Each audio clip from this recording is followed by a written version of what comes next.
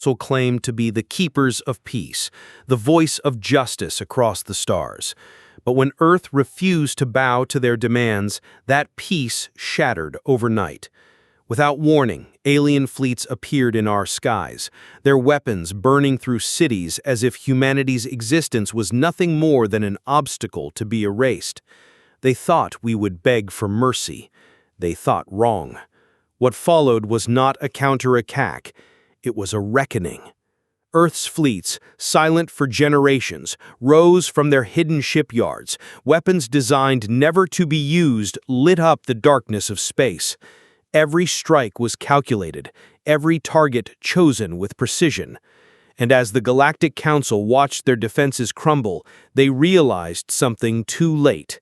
They had awakened a force far more dangerous than they could ever control. The betrayal. The Galactic Council had existed for over 300 years, a coalition of alien civilizations bound by fragile treaties and a shared fear of war. To most worlds, the Council was a symbol of stability, ensuring that disputes were solved through diplomacy rather than violence. When Earth joined in the late 23rd century, it was celebrated as a milestone. A young species from a death world now had a voice among the stars. At first, humans thrived within the Council's network. Trade routes opened, technology flowed freely, and scientific exchange brought medical miracles that ended most diseases on Earth. But under the surface, tensions simmered. Humanity's rapid rise unsettled older, more conservative species. The Virelians, a reptilian empire known for their military dominance, whispered warnings to other member states. Humans will not stay peaceful forever. Political disputes began over mining rights in the Tau Ceti sector. Earth had invested billions in developing asteroid colonies there. But the Council claimed the sector fell under shared jurisdiction. In truth, the Tau Ceti deposits were essential to Earth's new shipbuilding program, a fact the Council's intelligence agencies were well aware of. The breaking point came when a routine trade convoy was ambushed near Tau Ceti by unknown raiders. Earth accused the Virelians, citing weapon signatures and ship designs. The Council refused to investigate, instead passing sanctions against Earth for reckless accusations. Behind closed doors, a faction of Council worlds voted to strip Earth of its colonies in the sector. For most humans, the betrayal was incomprehensible. For Earth's leaders, it was a calculated insult, one they could neither ignore nor openly challenge without triggering a war they were not ready to fight. The first strike. The war came not with declarations, but with shadows. In the year 2287, without warning, 3 Council fleets, led by Virelian admirals, entered human space. Their stated mission was peacekeeping, to prevent Earth from illegally fortifying disputed systems. In reality, their orders were simple: seize the Tau Ceti colonies, dismantle human defenses, and cripple Earth's ability to resist. The first shots were fired at Glaze 442b, a human agricultural colony. Orbital defenses fell within minutes. Cities burned under sustained plasma bombardment. Evacuation ships were targeted mid-flight. Within 48 hours, 2 other colonies, Vega Prime and Tau Ceti Beta, suffered the same fate. Casualties exceeded 2 million. Earth's military command was caught off guard. The Solar Defense Fleet was powerful, but small, designed for deterrence, not prolonged war. President Elena Marquez convened an emergency session of the United Earth Council. The options were grim: surrender the colonies and hope the Council's fury subsided, or prepare for a war against an alliance that controlled 2/3 of the galaxy. For the families who lost everything in those first strikes, the debate was meaningless. To them, the war had already begun. Earth's decision. Inside the underground chambers of Geneva's Strategic Command Center, the mood was icy. Generals, admirals, and civilian leaders argued over probabilities and logistics. Intelligence analysts presented models showing that a direct war against the Council would likely end in Earth's defeat within 18 months. The numbers were convincing. The grief in the room was stronger. It was Admiral Cato Raines, commander of the Pacific Fleet, who broke the stalemate. If we do nothing, they'll take the colonies, the belt, and then Seoul itself. They will not stop. His words carried weight. Raines was a veteran, known for his blunt honesty. The final decision was not a formal declaration of war, but a strategic doctrine codenamed Operation Phoenix. Its goals were clear: defend the solar system at all costs, gather allies among discontented council members, and prepare a retaliatory strike that would make the council think twice before touching human space again. Quietly, Earth began recalling every warship from deep space patrols. Civilian shipyards were converted into weapons factories. Old orbital defense platforms were reactivated. And deep beneath Mars' Valles Marineris, engineers began assembling something the galaxy had not seen in generations: a battle fleet not built for deterrence, but for decisive victory. In the annals of human history, war had always been a balance between resources and willpower. Against the Galactic Council, both would be tested to their limits. Operation Phoenix was more than just a military buildup. It was the unification of an entire species under one purpose. Every orbital shipyard from Luna to Titan was pushed to maximum capacity.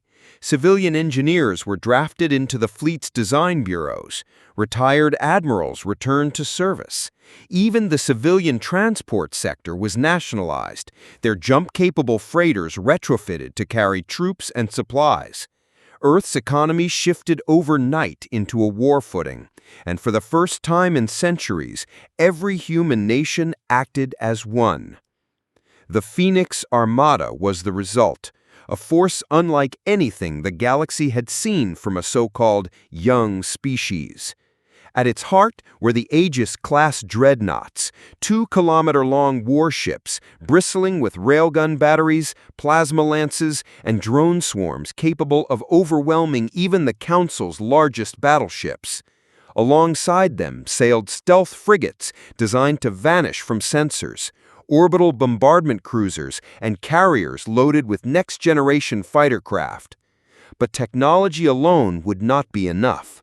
Earth needed allies, and it found them among the disillusioned.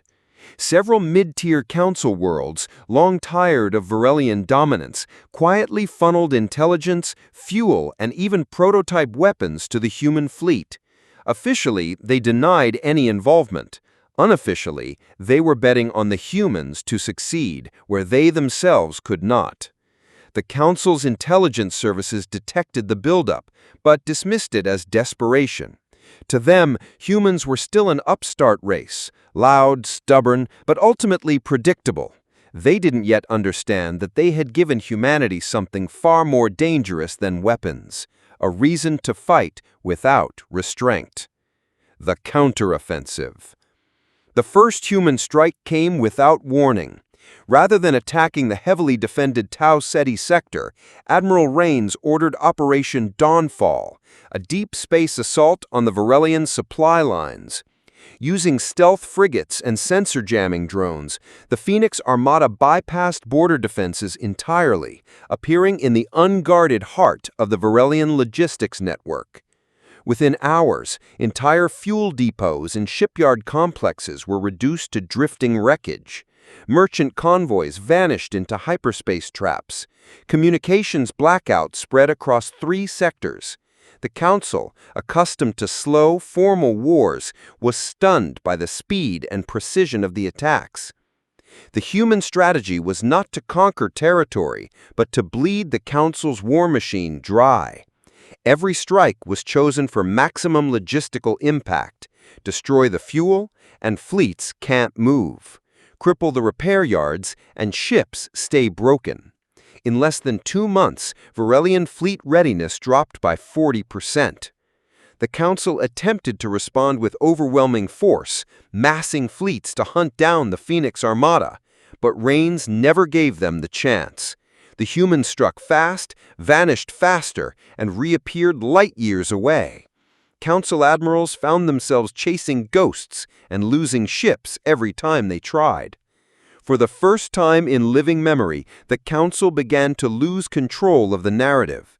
Alien news feeds showed burning shipyards, shattered fleets, and human dreadnoughts blotting out the stars. The Deathworlders were rewriting the rules of interstellar war. The fall of the Council. By the third year of the war, the balance had shifted. The Varelians, once the most feared military power in the galaxy, were on the defensive. Their fleets were scattered, their allies uneasy. Worse, public opinion across the Council was fracturing. Member worlds began questioning why the war had started in the first place, and why it was costing so much. Earth seized the moment. With political unrest spreading, Admiral Raines ordered the final phase of Operation Phoenix, a direct strike on the Council capital world of Erythra. The assault began with orbital jammers that blinded the planet's defense grid. Within minutes, human dreadnoughts entered low orbit, their weapons locked on key military installations. Varelian resistance was fierce, but disorganized. Their command structure had been shattered in earlier raids. The most iconic moment came when human Marines breached the Council's central chamber. Holo-recordings showed alien leaders frozen in shock as armed soldiers from a primitive death world marched through their doors. The Speaker of the Council attempted to call for negotiations. Raines's response was cold. "You had your chance." Within hours, the Council formally surrendered to human forces. The terms were brutal but clear. Full withdrawal from human space, reparations for the attacked colonies, and the dismantling of the Varelian war fleet. Aftermath and lessons. Victory came at a cost. Over 12 million humans had died, and entire colonies lay in ruins. The Phoenix Armada had lost a third of its ships, and Earth's economy was strained to breaking. But the message had been delivered. Humanity would not be intimidated, and any attempt to destroy it would be met with force the galaxy could not ignore. In the years that followed, the Galactic Council was restructured. The Varelians lost their permanent